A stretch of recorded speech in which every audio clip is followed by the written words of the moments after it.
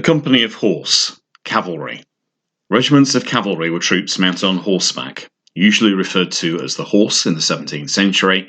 They were primarily armed with a sword and would usually have at least one firearm. Many were armed with a shortened flintlock musket called a carbine. Most would carry a pair of pistols.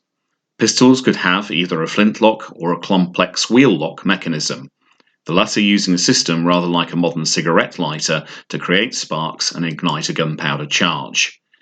The cavalry was trained to be able to load and shoot their weapons from horseback. Cavalrymen were trained to ride their horses in 3 distinct movements or gaits. The first of these was the walk, very easy for the rider to control and guide the horse, used mainly to conserve energy and moving at roughly 4 miles an hour.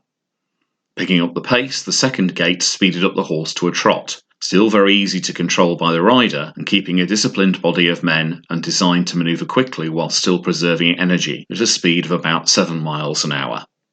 Finally, the rider could urge his mount into a gallop, used to quickly maneuver around the battlefield into a charge, designed to hit the enemy with great force with the horse at about 20 miles an hour whilst discharging pistols at close range before using a sword to engage in hand-to-hand fighting.